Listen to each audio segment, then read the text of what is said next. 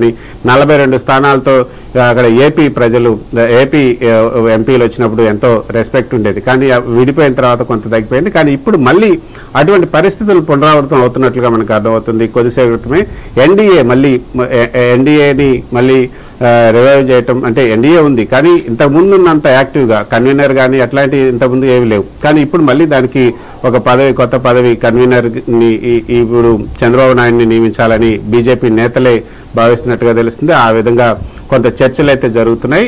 చంద్రబాబు నాయుడికి ఆ పదవి ఆఫర్ చేసినట్టుగా తెలుస్తుంది. ఎందుకంటే ఆఫర్ చేయాల్సినటువంటి అవసరం ఉంది. మొత్తానికి అసలు 294 మాత్రమే ఇప్పుడు ఎన్డీఏ ఫిగర్ ఉంది.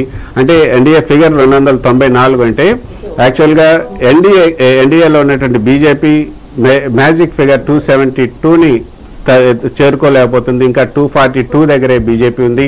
ఇంకా మ్యాజిక్ ఫిగర్ రావాలంటే 30 స్థానాలు republic TV Naidu and Nitish hold NDA cards అని వేస్తున్నారు. నాయుడు కూడా కాసేపట్లో మీడియాతో మాట్లాడే అవకాశం ఉందని కూడా వేస్తున్నారు.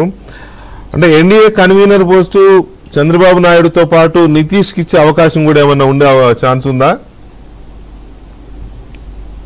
ఏదైనా కావచ్చు. అంటే ఇప్పుడు కన్వీనర్ పదవి ఎవరికి వచ్చినప్పటికీ కూడా చంద్రబాబు నాయుడు యొక్క ప్రాధాన్యతలు ఏంటి ఈసారి అన్నది కూడా చూడాల్సి ఉంటుంది. ఇప్పుడు బీజేపీకి అయితే ఇక్కడ కొంత ప్రాధాన్యత తగ్గిపోయింది. ఇప్పుడు మిత్రపక్షాల మద్దతుతోనే ఇప్పుడు బీజేపీ ప్రభుత్వాన్ని ఏర్పాటు చేసే పరిస్థితి కలిగే అవకాశం ఉంది అనేది ఇప్పుడు ఈ నెంబర్స్ని బట్టి చూస్తే తెలుస్తుంది. 242 దగ్గరే బీజేపీ ఆగిపోయింది. 272 మ్యాజిక్ ఫిగర్ లేదు.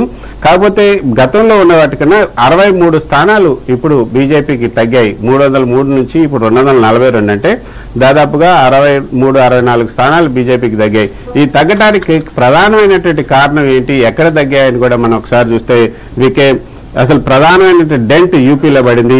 అక్కడ ఇంతకుముందు 68 స్థానాలు ఉంటే ఇప్పుడు 36 స్థానాలు మాత్రమే వచ్చాయి.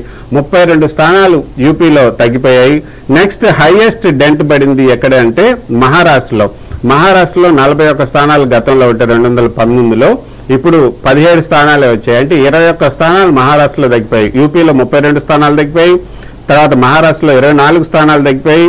తర్వాత గుజరాత్లో కాదు, బెంగాల్లో 9 స్థానాలు తగ్గిపోయాయి. బెంగాల్లో 18 స్థానాలు అంటే ఈసారి మమతా బెనర్జీ, నితీష్ కుమార్, అదేవిధంగా చంద్రబాబు నాయుడు వీళ్ళు మాత్రం చాలా